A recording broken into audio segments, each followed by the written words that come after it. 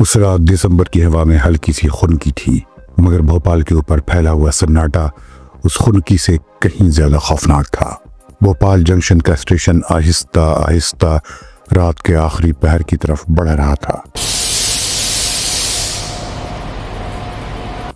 دکانیں بند ہو چکی تھیں، پلیٹ فارم کی روشنیوں میں تھکن جھلک رہی تھی اور لوگ اپنی اپنی منزلوں کی طرف جانے کے انتظار میں اونگ رہے تھے۔ اسی خاموشی کے درمیان ایک شخص اپنا روزمرہ کا کام سمیٹ رہا تھا، فائلیں بند کر رہا تھا، آخری انٹری لکھ رہا تھا اور رات کے اندھیرے میں پلیٹ فارم کی طرف بڑھ رہا تھا۔ یہ تھے deputy station superintendent Ghulam Dastgir, ایک عام سا نام، ایک سادہ سا انسان، مگر آنے والے چند منٹ اس عام انسان کو ایک ایسا کیریکٹر بنانے والے تھے جسے تاریخ شاید کبھی پوری طرح نہ یاد کر سکے، مگر بھوپال کی سانسوں نے اسے ہمیشہ کے لیے اپنے اندر محفوظ کر لیا۔ وہ ابھی پلیٹ فارم نمبر 1 کے قریب پہنچے ہی تھے کہ اچانک ان کی آنکھوں میں ایک عجیب سی جلن ہوئی، جیسے کسی نے اچانک ریت پھینک دی ہو۔ انہوں نے چونک کر ہاتھ آنکھوں پر رکھا، مگر جلن بڑھتی گئی، سانس بھاری ہونے لگی، گلے میں ایک چبھتی آگ اترتی محسوس ہوئی۔ شروع میں انہیں لگا شاید دھول مٹی یا کسی انجن کا دھواں ہے، مگر چند سیکنڈ میں ہی یہ احساس ہوا کہ معاملہ نارمل نہیں ہے۔ ہوا میں ایک بدبو گھل رہی تھی، ایک ایسی بدبو جو کسی جلتے ہوئے کیمیکل کی یاد دلاتی تھی، ایک ایسی بو جو موت کی پہلی سانس تھی، اور کسی کو پتہ بھی نہیں تھا کہ یونین کاربائڈ کی فیکٹری سے میتھائل آئسو سائنیٹ یا MIC نامی زہریلی گیس شہر پر حملہ آور ہو چکی ہے۔ پلیٹ فارم کی طرف دوڑتے ہوئے وہ دیکھتے ہیں کہ لوگ اندھا دھند اسٹیشن کی طرف بھاگ رہے ہیں، اچانک گھٹن سے چکرا کر گر رہے ہیں، کچھ زمین پر تڑپ رہے ہیں، کچھ کے چہروں پر سفید جھاگ، آنکھیں سرخ اور سانس کے ساتھ عجیب سی سیٹی جیسی آواز۔ وہ دنگ رہ گئے۔ اسٹیشن کے اندر داخل ہوئے تو منظر اور بھی خوفناک تھا۔ ریلوے کے کئی امپلائیز زمین پر گرے ہوئے تھے، کچھ کی سانس بند تھی، کچھ ہاتھ پیر مار رہے تھے اور کچھ لوگ تو چلتے چلتے وہیں ڈھیر ہو گئے تھے۔ اسٹیشن سپرنٹینڈنٹ بھی وہیں گر چکے تھے اور چند منٹ میں ہی کم از کم 23 ریلوے امپلائیز زہریلی گیس کا شکار ہو چکے تھے۔ اچانک انہیں ایک بات یاد آئی، ایک لمبی بڑی ٹرین یعنی Gorakhpur Mumbai express plate form number 1 پر کھڑی تھی، کرپیا دھیان دیجیے، گاڑی سنکھیا، جس کے ڈبے سوئے ہوئے مسافروں سے بھرے ہوئے تھے۔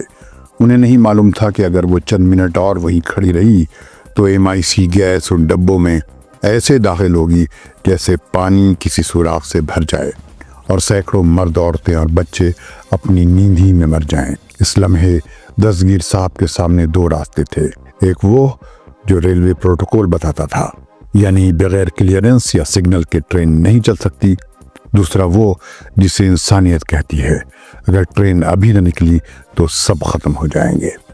انہوں نے لمحہ بھر بھی نہیں سوچا، وہ دوڑتے ہوئے لالٹین لے کر ٹرین کے ڈرائیور کے پاس پہنچی اور زور سے ہاتھ ہلایا، فوراً نکلو ابھی، بغیر رکے۔ ڈرائیور چونکا، مگر دستگیر کے چہرے اور اشارے کی شدت نے سچائی بتا دی۔ انجن سیٹی بجاتا ہے،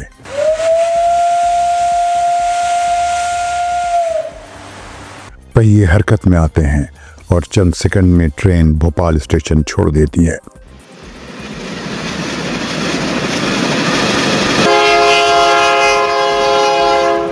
بس اتنا سا فیصلہ اور سینکڑوں زندگیاں بچ گئیں۔ اگر وہ ٹرین پلیٹ فارم پر ہی رہتی تو زہریلی گیس ہر ڈبے کو چند منٹ میں قبر بنا دیتی، مگر کہانی یہی ختم نہیں ہوتی، اب اصل جنگ شروع ہوتی ہے۔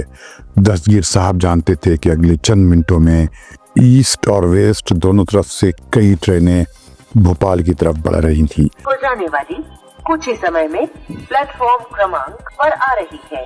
اگر وہ ٹرینیں اسٹیشن میں داخل ہوتی تو اندر موجود مسافر بھی اسی انجام کا شکار ہوتے۔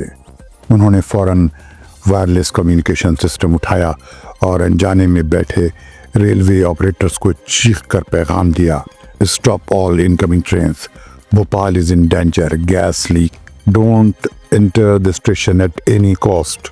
वो मुसलसल बोलते रहे, खांसते रहे,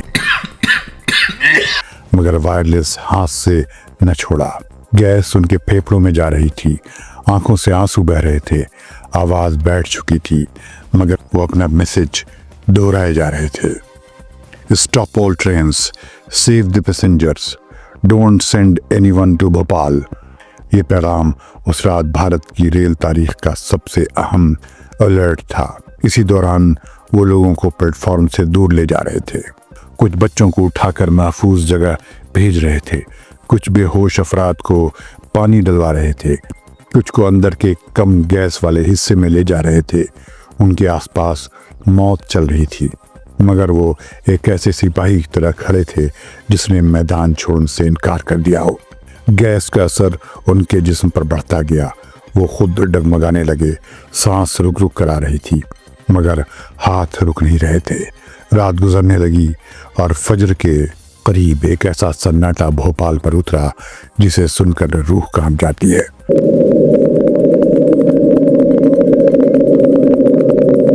शहर के कई हिस्सों में आवाजें रुक चुकी थीं, लोग बेहिसो हरकत पड़े थे, सड़कें, गलियां, घर सब एक भारी खामोशी में डूबे हुए थे। सरकारी रिपोर्ट्स ने चंद हजार कहकर आंख बचाई, मगर आज़ाद रिपोर्ट्स के मुताबिक रातों रात कम से कम 15,000 लोग मर चुके थे। उस स्टेशन के आसपास दर्जनों रेलवे एम्प्लॉइज की लाशें थीं और उनके दरमियान गुलाम दस्तगीर को भी अस्पताल ले जाया गया क्योंकि वो भी मौत के बहुत करीब पहुंच चुके थे। MI6 गैस उनके लंग्स, थ्रोट, स्टमक सब पर अपना जहरीला नक्श छोड़ रही थी।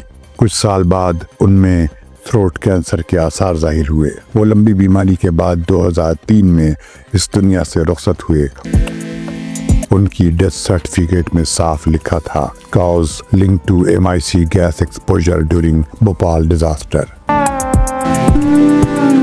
उस रात जिंदा तो रह गए, मगर उस रात ने उनकी जिंदगी की सांसें बहुत कम कर दी थी।